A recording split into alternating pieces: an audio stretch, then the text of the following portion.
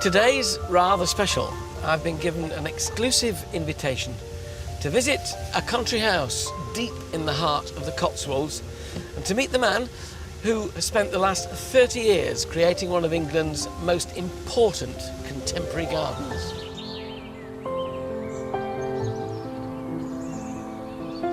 This is an estate of incomparable beauty and purity of purpose. A beacon for all things organic.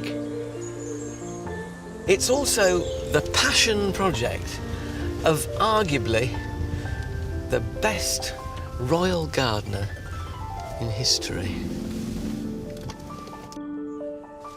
This is Highrove House, home to the Prince of Wales, his sanctuary and the outlet for all his gardening aspirations.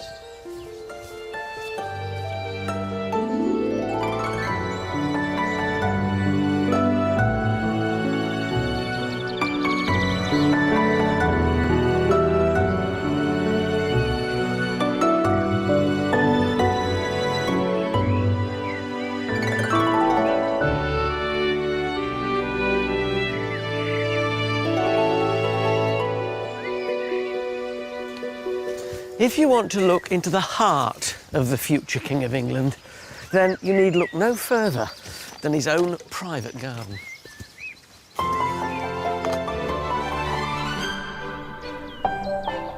It's a rare royal invitation. Never before has the Prince given up so much of his time to tell the story of Highrove. I love it. To me, it's almost like an exhibition. I want to know why these gardens became an organic rallying cry and find out what it's been like to deal with decades of criticism. Bewildered, frankly, by it, as if you were doing something positively evil. Above all, what does this sanctuary and private home mean to the man who will be king? I mean, everything I've done here, you know, it's almost like your children, really. Every tree, everything has a meaning and belonging, really.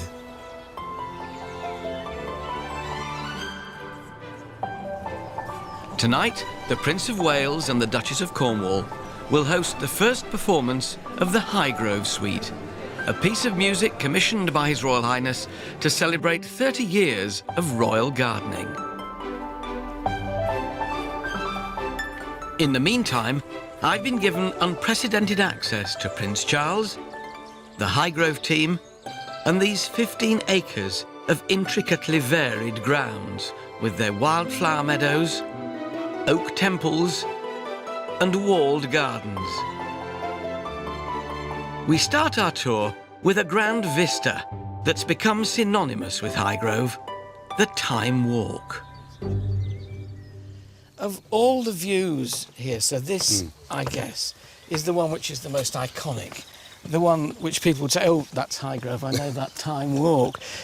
What did it look like when you came here? Well, it was extraordinary when you think about it. It was just a brown path that came across here and went out there, and grass, and a brown path which went down there, and the brown path that went round there. And, you know, there was nothing here at all. The thing that might surprise a lot of people is how comfortable it feels. It's not over-manicured, over-print. I hate all that. No, I like, as you know, I like working with nature. Yeah. But see, I actually planned everything in this myself. I did the whole thing, and I chose all the plants, and I put everything in the wrong place, basically. You know, all the short things at the back, the tall things at the front. The other thing this garden is big on is axes, vistas, right out the front door, right down to that gladiator along this path. Well, you see, I just felt when I came here first, one of the things I did begin to realise was it's so flat that it needed vistas in all directions, you know, with eye catchers, which is really from going to other people's gardens, you know, looking in books and things. Fast, you suddenly get ideas. Well, you always go, you know, pinch ideas from other people. Yeah. So it's interesting to think that everything we see here is less than 30 years old. Yes. The hornbeams on stilts. Yes. Not the yews. The yews were because here. they were the only things here. But not in these strange No, shapes. they were puddings, just you know, puddings of golden yew. Yeah. And everybody, all the experts said, take them out. Roy Strong said, take them out. Rosemary Berry said, take them out. So it's not like you not to listen to anybody. No. But in the end, I don't know why I thought. Well, I thought about it, and then I thought, well, no. But I have a passion for topiary, I hate to tell you. I have great fun here because I prune an awful lot. Yeah. I have my secateurs and my saw. Great therapy. Oh, it's terrific. But because I planted so many trees out everywhere. Yeah. And so wherever I go and walk now, I'm always sawing off. Well, that happens, isn't it? The thing about gardens is they don't stand still. No. It's not like furnishing a room and it stays and you dust it occasionally.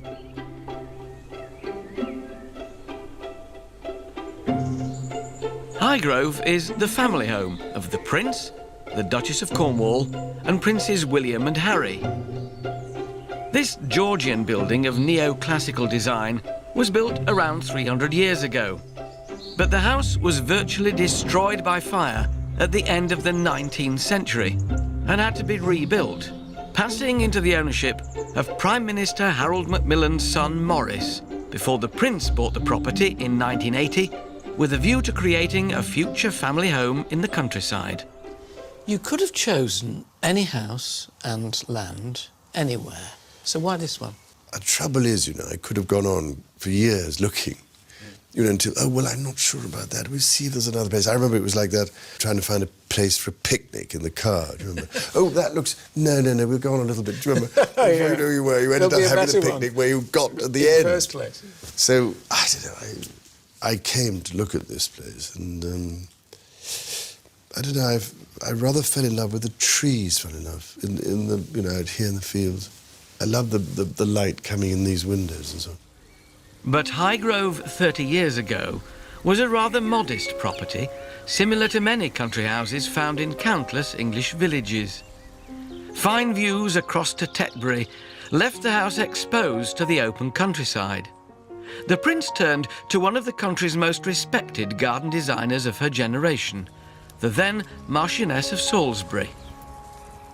This doyen of the organic movement and custodian of the historic gardens at Hatfield House was initially underwhelmed by Highrove. But of course it looked rather bleak and it was, although it did have trees, it had nothing, no rail garden surrounding it. It was a very simple classical house, not a particularly interesting one architecturally, but quite attractive and simple, to which he's added a lot, which has improved it enormously. Where did you start? Which bit first? Well, it was really the sundial garden, because there was no shelter at all, and there was no seclusion. So we were, in those days, being permanently pursued by the press, who used to turn up down the bottom there with long lenses, or down that end, or even in here. So there was nowhere to sit. And so it seemed to me the most important thing was to give him this privacy by planting hedges, high hedges, and possibly a gateway in particular. Today, the hedges may have fenced out the paparazzi, but there's an irony here. Now, more people get to see Highrove than ever before. Last year, His Royal Highness shared the grounds with 34,000 visitors. I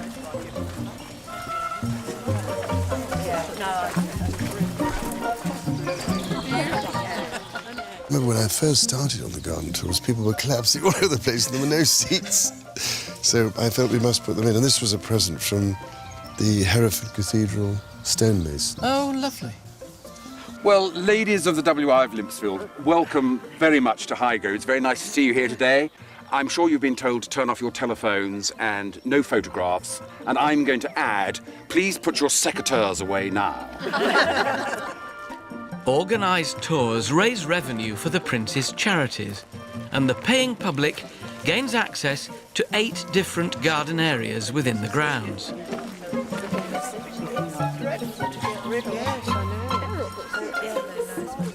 They see all of the garden. There's not a bit that is kept private. They see it all. They walk very close to the house, and most people are really impressed that they actually get really close to the front door and really close to the windows in the in the sundial garden, so they have a very sort of intimate relationship with the house and the garden in the time that they're here. It seems very important to you to share it.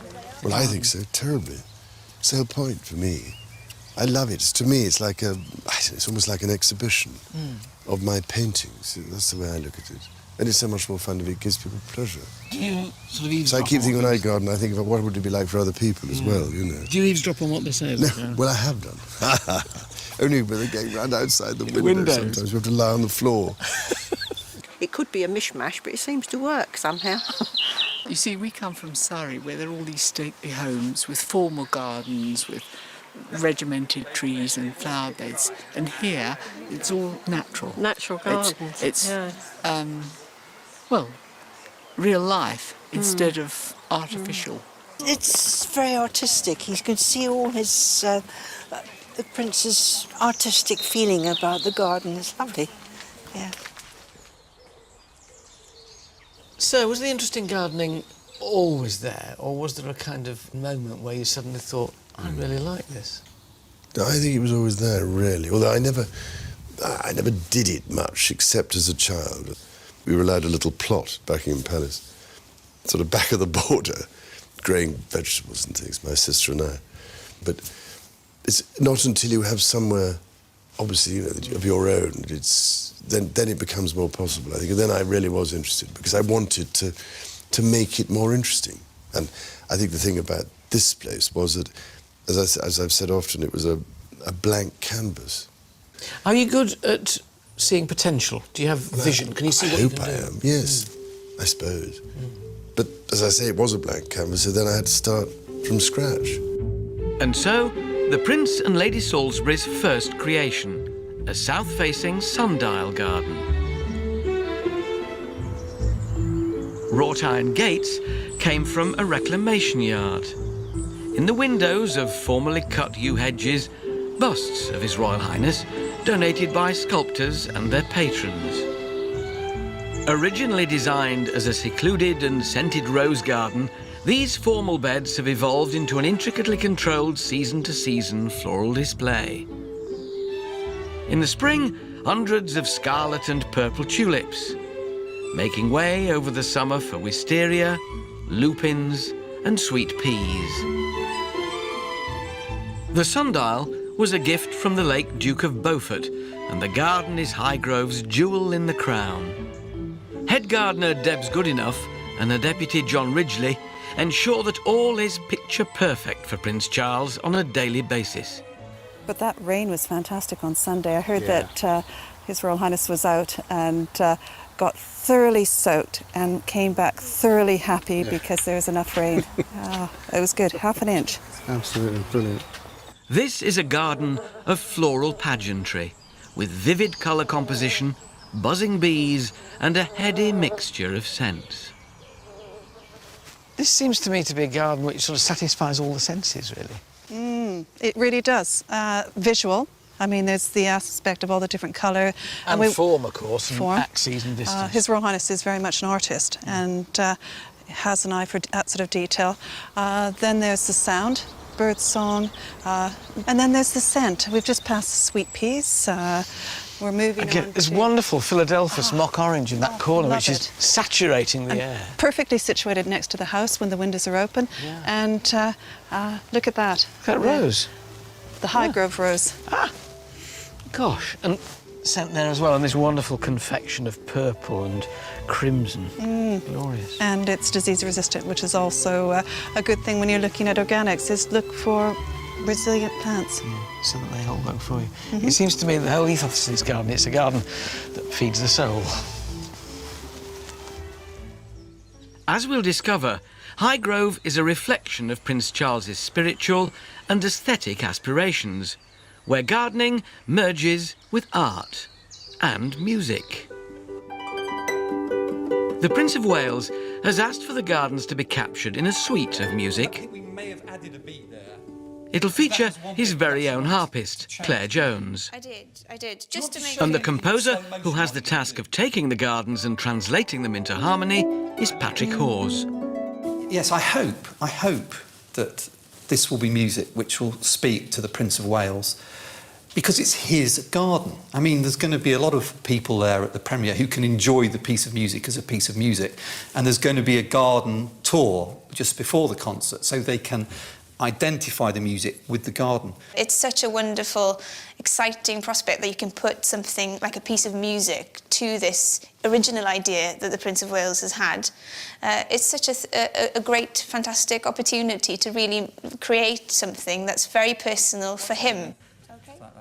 This half-hour suite of music reflects Highgrove's grand design to garden in harmony with nature. But the embracing of organic principles has been a long and lonely road.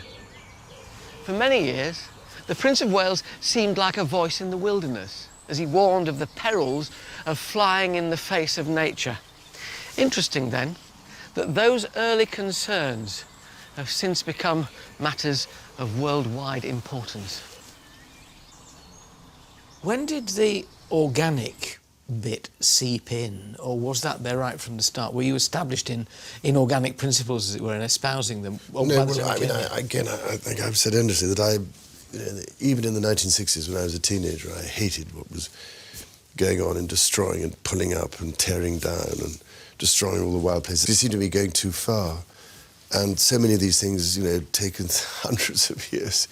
And what you can destroy in one day, it takes forever to recreate lost habitat. But so I think I also felt increasingly that the chemical approach and the agri-industrial approach was not something that could ever last. It was, to me, not something that was durable or sustainable in the long run.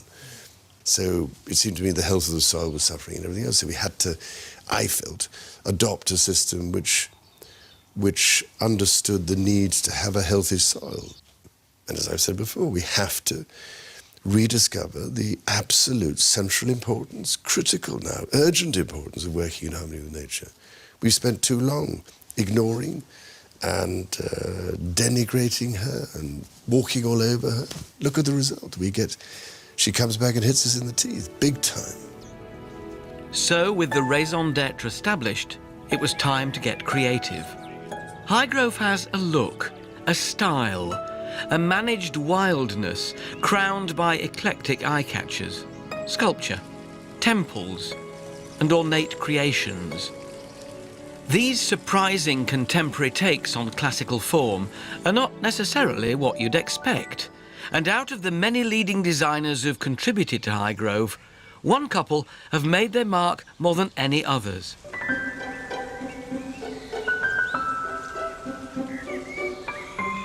Julian and Isabel Bannerman view their garden at Hannam Court as a giant laboratory for their award-winning ideas. They use built structures, water, woodland and the wider landscape to create a deeply romantic, scented experience. I mean, we were there at sort of very beginning at Highrove, and it was sort of great fun. It was the beginning of the sort of organic time, even though he'd had great thoughts about it. And it was a sort of heroic moment for him to be organic then. Now everybody accepts it, but it was a sort of very lost thing, and he kept at it and at it and at it. And I mean, even I was sort of slightly, not cynical, that's a bad word, I hate cynicism, but sort of doubtful of how you could garden this quite complicated garden, like time walks, without sort of resisting in midnight to putting a bit of spray on the couch grass creeping through. But I mean, he really has achieved it, and all the things that sounded rather boring, he ended up by being heroic about it. It sort of became exciting, didn't it? You clearly enjoy working with the Bannermans. There's a lot of their work about, and the stumpery and those temples with the driftwood sort of timpani at the top. Oh, they are wonderful, the Bannerman. Quite extraordinary. Just the most original, brilliant ideas, I think. I mean, just that fountain in the middle of the stumpery, with the bits of stone I had, and then the gunner on the top. That was I think, sheer touch of genius. Did you ever worry when things like that are going on? I think, is this going to work or not? Yeah. But Julian is wonderful because he's always saying, "Oh, it'd be such fun to do this," And I said, "Well, Julian, yes, another idea. You have to pin him down." But they're both terrific, and their own garden is just magical. I mean, he was out of job, I mean, he'd be probably running a garden design company too. So he's got his ideas, definitely. Millions of ideas. He's a very good head of a firm. I suppose that's where everybody at Highrove calls him the boss in the garden, instead of my word, principe. But he's very good at gathering really good people around him and getting the best out of them and working with them. His Royal Highness and the Bannermans have created what many regard as the signature garden at Highrove.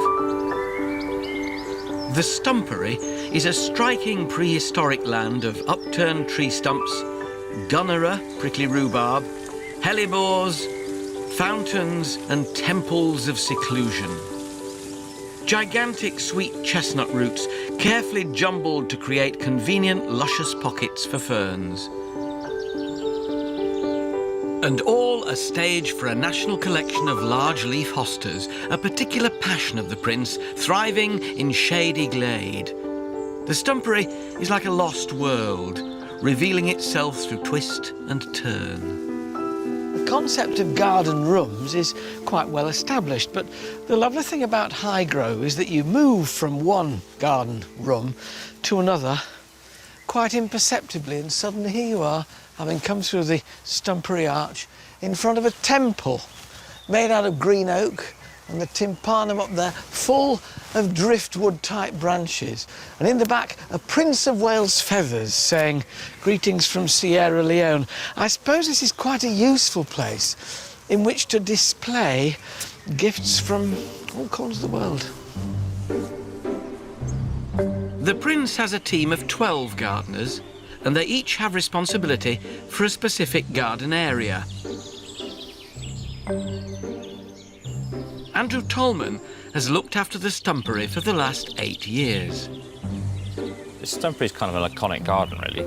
It's just a reinvention of a Victorian idea, but this sort of stunning reuse of what is a redundant material of tree stumps to make a fantastic wildlife reserve, really. I think this garden is really kind of his stamp on the garden world, really. I mean, this is truly unique. I mean, there isn't anything like this in the rest of the garden world, and I think a lot of people that come to Highrove come to see the Stumpery. And I think, to me, it just represents that kind of the person that he is and his personality, you know.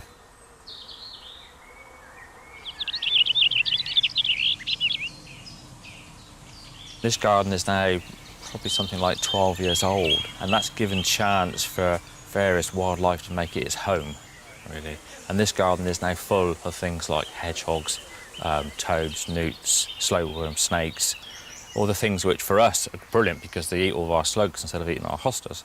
But they provide that kind of natural balance, and which is what we're really after. And it's noticeable in here, I think, of having worked in places where they use pesticides. The big difference in this garden is the sheer amount of wildlife, and the sheer amount of bird song is just absolutely phenomenal. I've never worked in a place with the amount of bird song.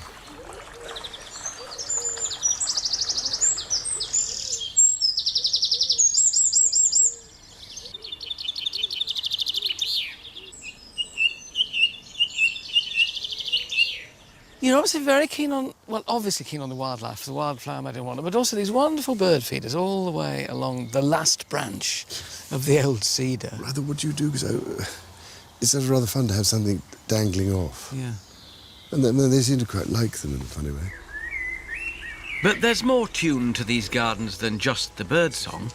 Tonight, the Philharmonia Orchestra will perform the Highrove Suite for the very first time.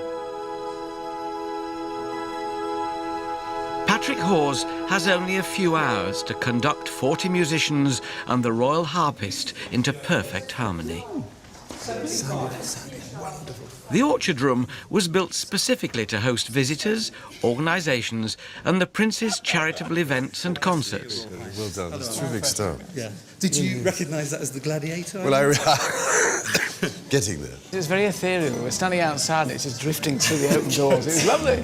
Because the great thing in here, the acoustics are not bad, are they? They're not bad at all. Actually, they're good for the size of string orchestra we have. It just kind of keeps it, stops it becoming too boom. No, exactly.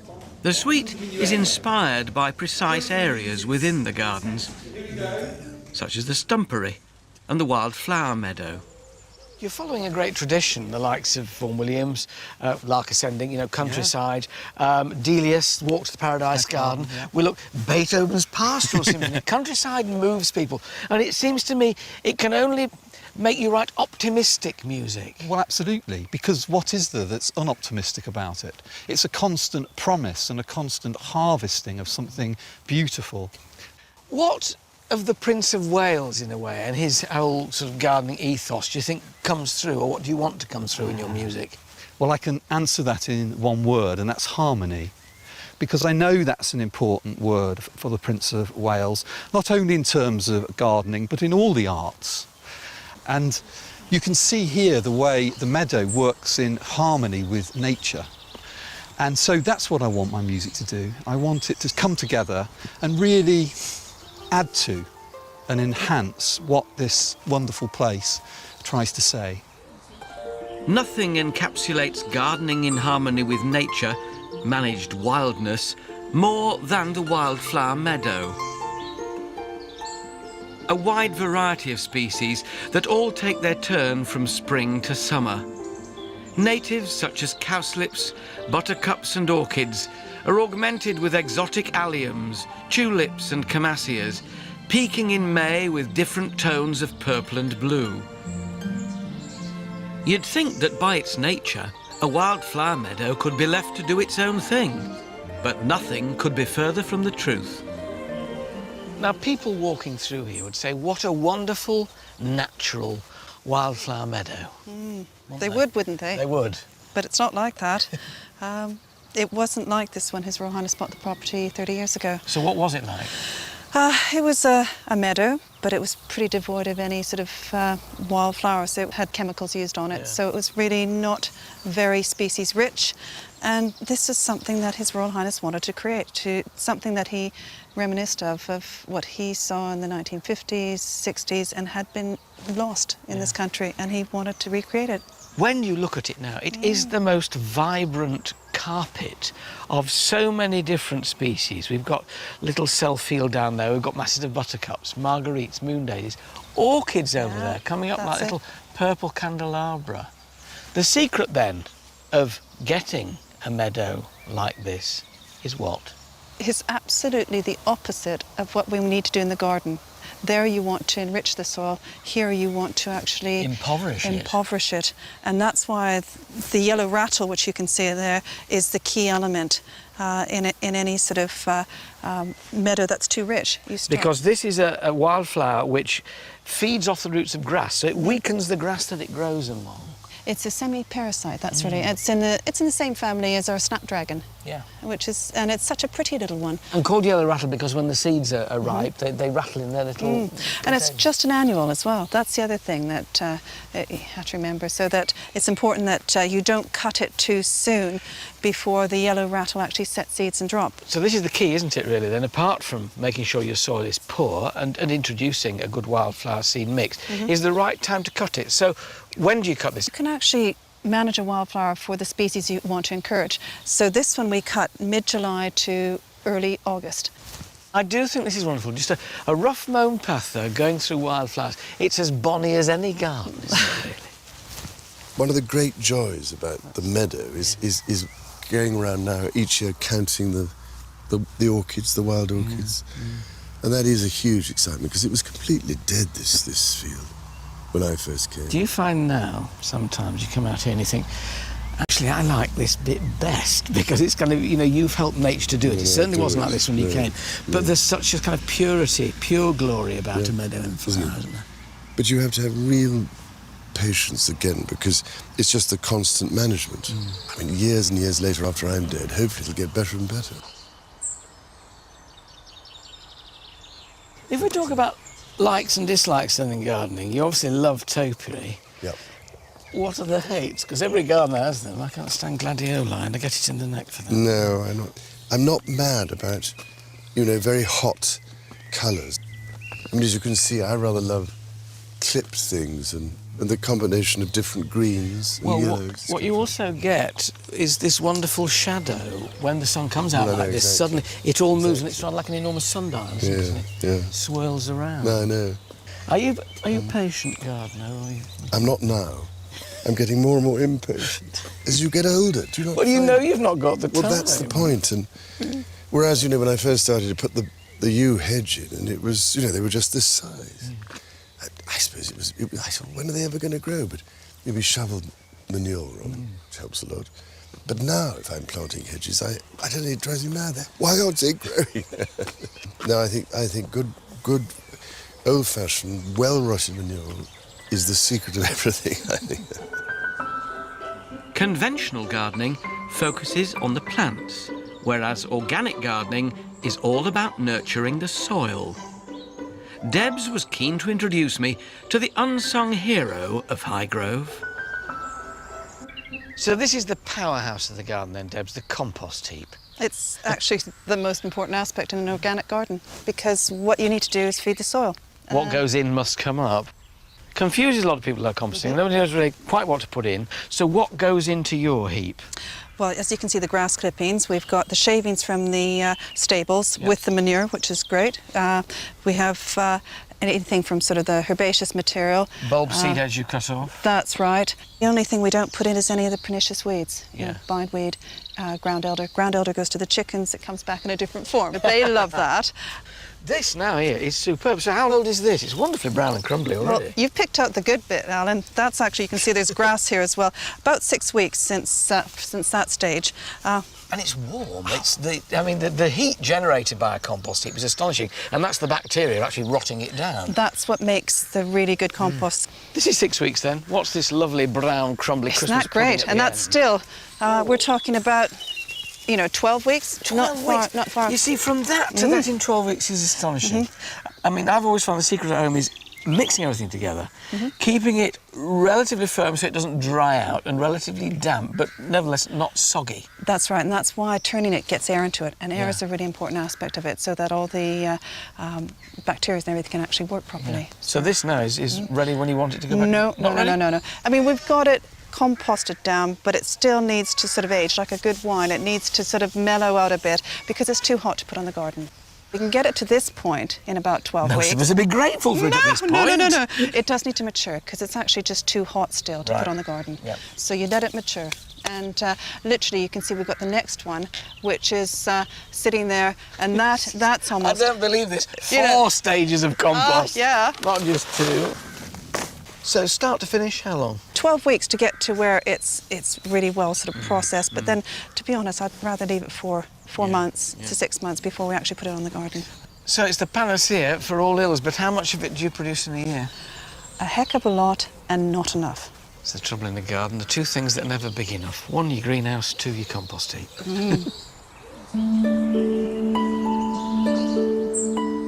It's this level of behind-the-scenes industry at Highrove that allows the creation of such elaborate gardens. Everywhere you go, there's a richness of detail, whether it's the path you're walking on here with these stones on end, or the wonderfully weathered stumps with ferns billowing from them, carvings on the back of gazebos and summer houses like this one. You get to the point where you think, well, maybe it's just for show, but then you're reminded that this is a family garden. There's a tree house up there. Look inside it, you'll see a child's tea set. Well, 2 children's tea set. I don't think they use it anymore, but Princes William and Harry had a great time in there when they were younger.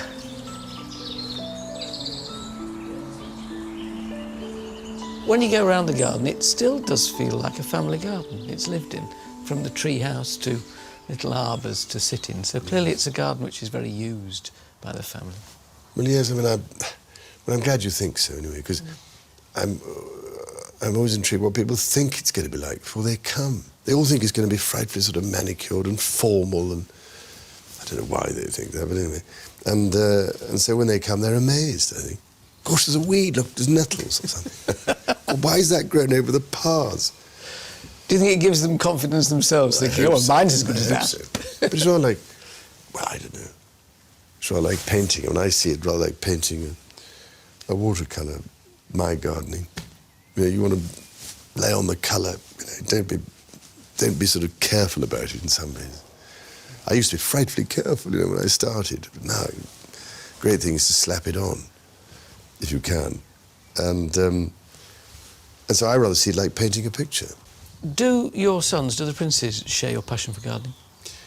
No, not yet, I don't think. But you never know. One day, perhaps, when they have somewhere of their own, then...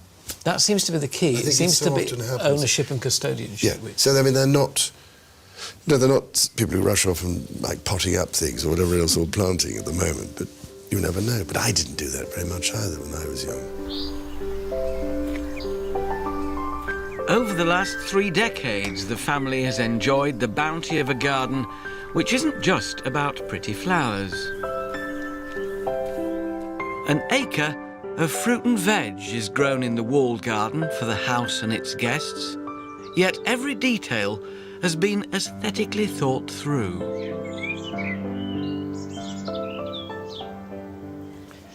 Just because a garden is utilitarian, it doesn't mean it can't be beautiful. All the fruit trees here are trained. These are enormous great spheres atop single stalks. And then you come to a tunnel of apples that you can walk under. The beds in front where the herbs grow are decorative. A hedge here of rosemary, angelica and lovage, interwoven with golden marjoram. It's a William Morris of a garden. Have nothing in it that you do not believe to be beautiful or know to be useful.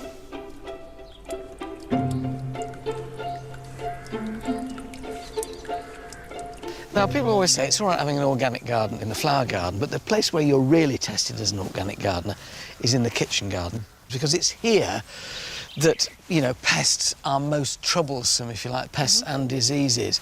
What are the secrets, then, do you think, Deb, of having a good organic kitchen garden?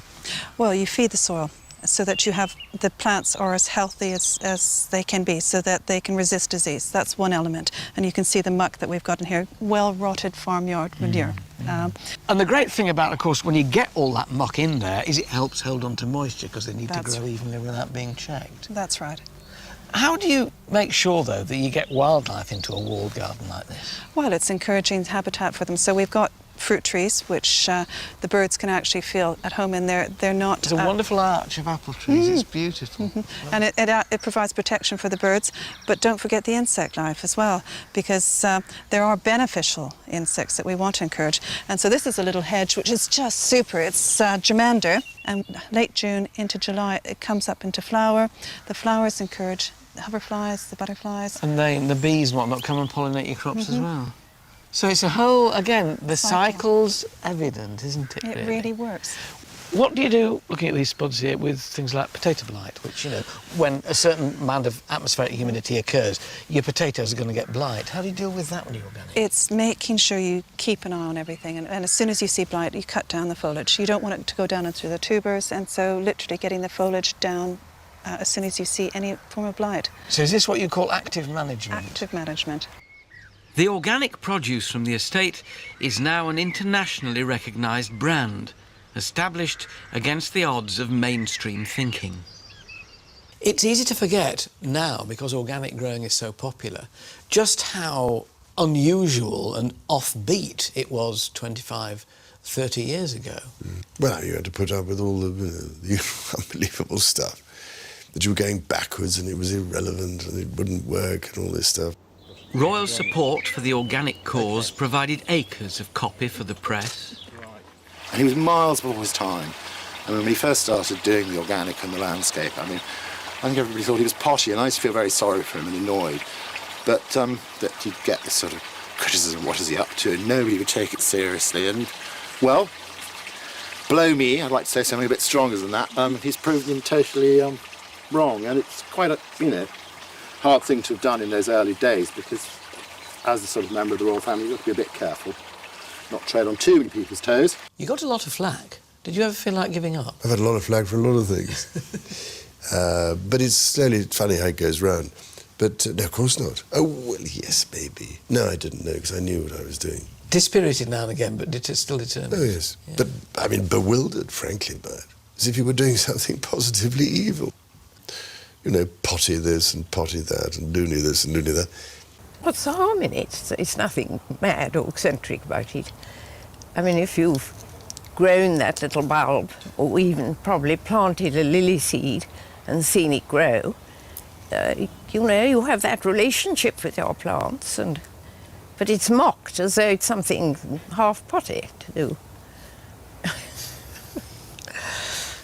I'm afraid I love the country, and I like being in touch with things.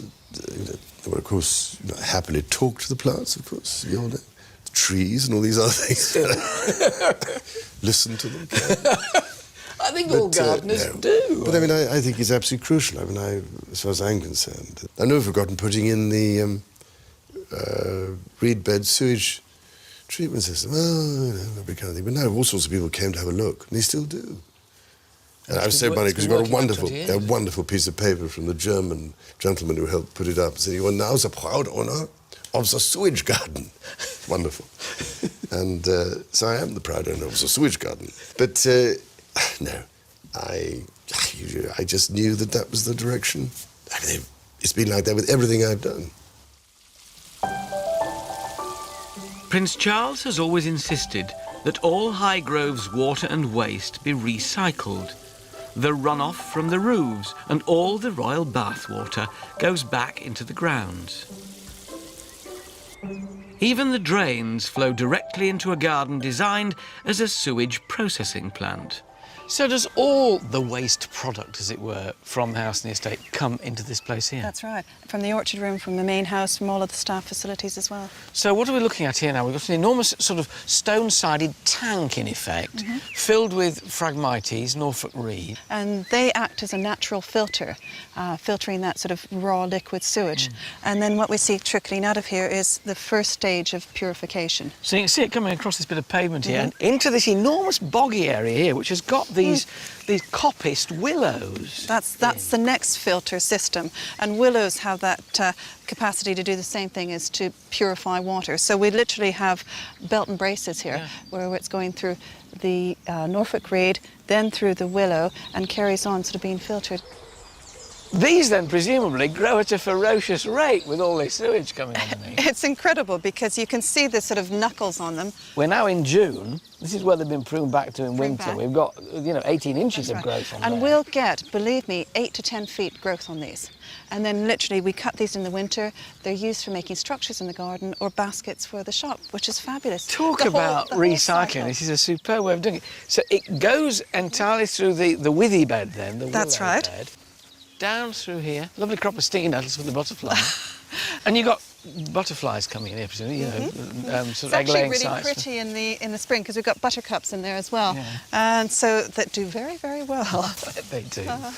And then we get out into the pretty bit. So you wouldn't really think that a sewage plant could look as beautiful as this, really. It's a sewage garden, Alan. Sorry, sewage garden. Oh, look. It's wonderful, isn't it?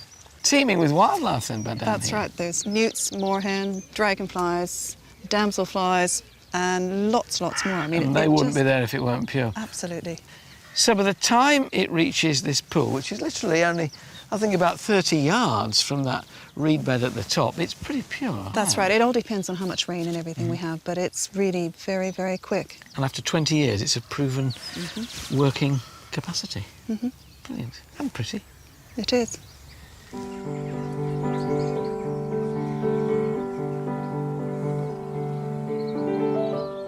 The purified water from this pond has been flowing back into the water table for a couple of decades. But John Ridgely, Highgrove's deputy head gardener, uses an organic technique which has been around for centuries, turning an unwelcome visitor into an asset for the whole garden. I'm cutting comfrey to make some comfrey tea, which is basically sort of organic plant food that we make and use here at Highrove. It's very persistent as a plant in terms of, you know, once you've got it, you've always got it. You try and dig it out, you'll always get it coming back. It's a very persistent plant, but it's very good at soaking up nutrients and minerals and locking them up. I mean, that's why it makes such a good plant food.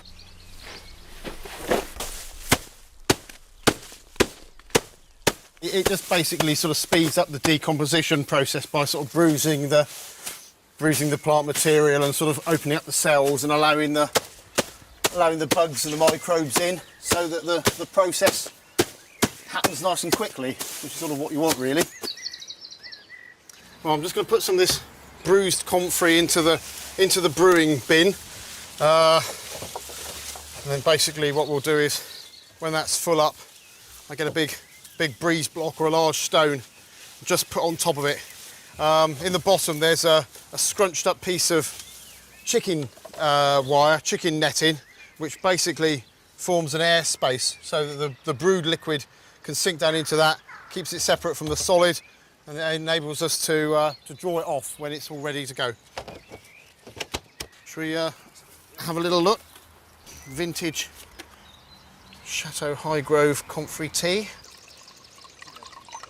We'll get through pretty much everything that we produce in a year through the nursery and watering the pots around the house.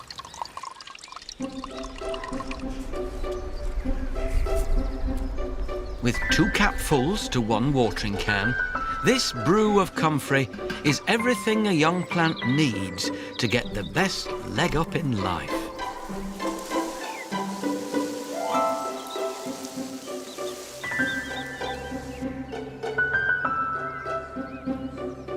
Now, hedges can be quite dull unless you do rather neat things with them. This is yew.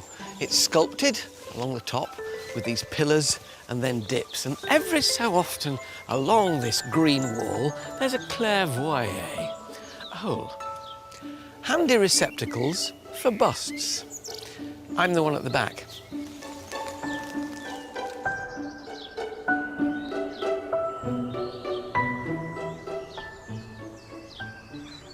When was the idea hatched to put the busts in the niches? Well, I just thought it'd be rather fun. It was an idea I had.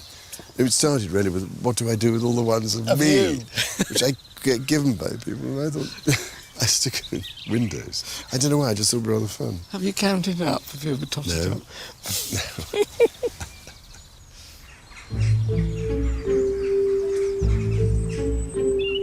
The grounds are a cornucopia of statues, sculptures and designs, all reflecting the individual taste of their patron. I think one of the loveliest things about a garden that's been created by an individual, as distinct from one which is run by a committee or under the umbrella of a large organisation, is that you feel the personality of the owner. It is, in a way, a window on their soul. I think the fun is to try things that aren't normally done, you know, a bit. And that's what I've tried to do here. There's things that amuse me, which other people may think are eccentric, but I mean, the fun, I think, is then hearing people's reactions, because the different moods, it tells different stories as you go round, I think, probably. And I mean, I'm lucky I can do these things, but I mean, features help, you know, little buildings and little things that catch the eye here and there and make it interesting as you go round. I mean, that's the joy. And then, you know, little views, you come round a corner and something draws you on. At first glance, this might seem to be an incredibly badly built wall. But then, on closer inspection, you realise it's rather ingenious. This is the Wall of Gifts, and it incorporates all kinds of pieces of sculpture and carving given to a prince very keen on architecture. Here, there's a coat of arms. Up here, a capital from a column. A very menacing carved owl that looks like it's straight from Harry Potter. And a bit of a column up there. I suppose it's much better than having to put them on your sideboard.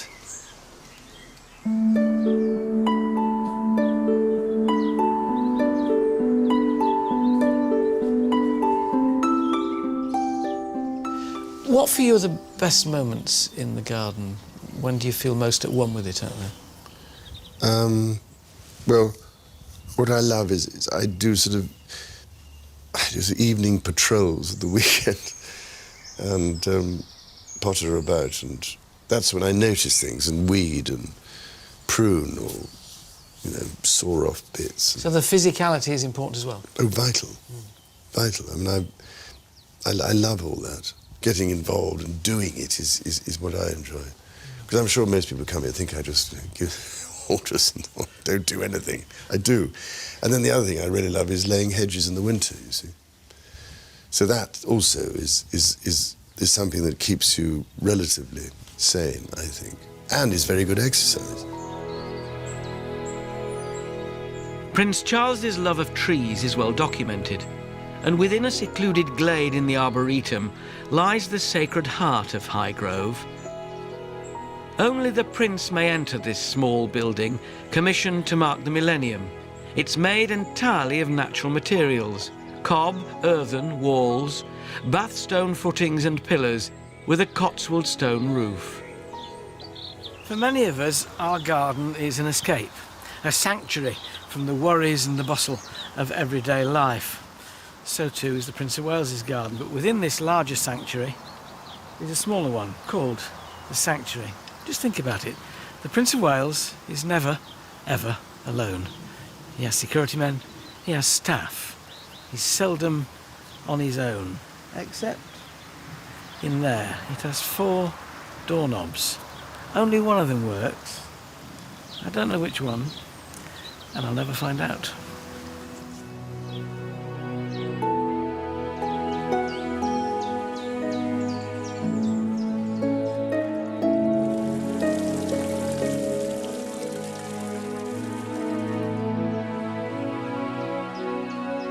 The main thing about this garden is the fact that it's a quiet area, it's a reflective area, it's a place of contemplation. It's kind of a wondrous garden, really. It's almost a garden of kind of mystique. There's an element of sort of hidden world about it, some sort of mystery kind of thing, really. It was a few years ago when I was actually working in that little piece of stumpery there, and I pulled out a piece of paper, and someone had written a tiny note and stuffed it in the stumpery for someone to find. And it said, "To whoever finds this piece of paper, this garden is beautiful." I've still got the piece of paper on my notice board at home. And it's that kind of thing, that this garden really meant something to that person walking around on their day, and they left a note for someone to find. So to me, that's what really makes it special. This place is obviously a great solace when you come back home. I get the feeling when you come in the garden there's a kind of letting off of steam. How important is it? Terribly. It's wonderfully therapeutic. And particularly that thing coming back each, after a week usually, and seeing the difference. And this week, it's extraordinary, the difference in 1 week. How everything puts on so much growth. This time, because the rain is, well, I go around telling everyone it's a blessing. Proper garden. You turn the tap on, it doesn't appear by magic. It's the stuff of life. Much of organic gardening involves a leap of faith, a trust in nature. Do you get dispirited when it goes wrong? Oh, yes. But I think you become philosophical because you realise that it varies every year. So what goes wrong one year doesn't go wrong the next year. Nature is very good like that. So if you're a bad year for potatoes, it isn't always a bad year the next year, you know. Although the fortunes of planting will ebb and flow, some parts of the garden will always be more permanent than others. At Stowe, the famous 18th century landscape garden in Buckinghamshire, there's a huge ornamental structure known as the Temple of Worthies, which houses busts of eminent Britons such as Elizabeth I and William Shakespeare. Well, the Prince has his own take on this with the Wall of Worthies, supporting busts of some of his greatest friends. Deborah, Dowager Duchess of Devonshire, Richard Charters, Bishop of London, Patrick Holden, head of the Soil Association, and underneath him, Tigger. That's where the Prince of Wales's favourite Jack Russell is buried. Well, can't get a better friend than that, can you?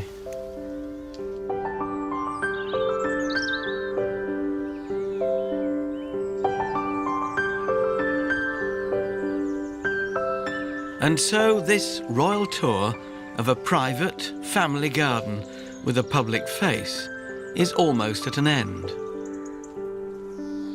But the premiere of the Highrove suite is about to begin.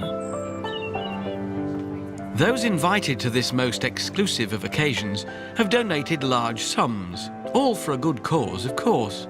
Most events at Highrove are to raise money for charity, And tonight's performance will help disadvantaged children through the Prince's Foundation for Children and the Arts. Confident, relaxed, and just want to deliver the best performance, really, isn't it? The best musical performance we can achieve. Absolutely. I mean, we have one of the finest orchestras in the world at our disposal, so what can go wrong, you know? Debs and her staff have exchanged their gardening gear for more formal wear. Windows into the lives of the Prince of Wales and the Duchess of Cornwall are rare, and my journey around Highrove has been a unique treat. Whatever your opinion of the gardens, there's no doubt that they reflect the passion and commitment of the man who created them. Your Royal Highnesses, ladies and gentlemen, welcome to the orchard room at the Prince of Wales's estate in Highrove, though it seems rather odd to welcome the Prince and the Duchess to their own house, but I do, along with you.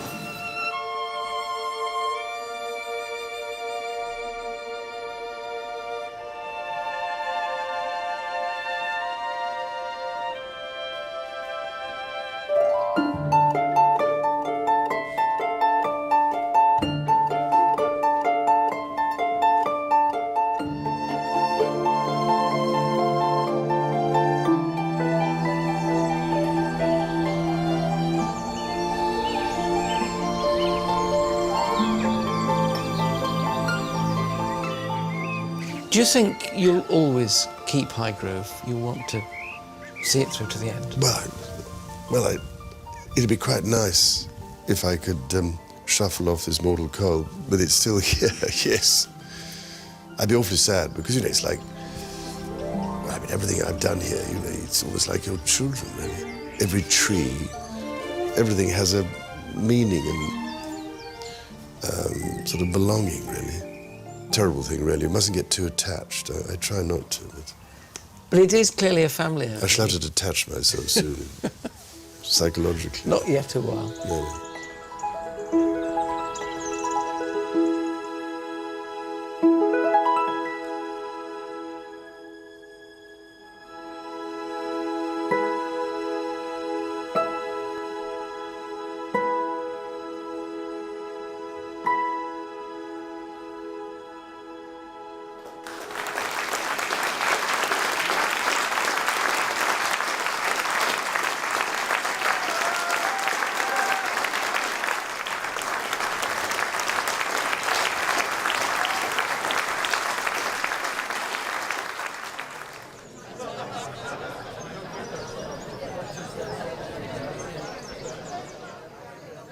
Well, what a special evening, and proof, if proof were needed, that a garden like this can offer solace and inspiration to all kinds of people.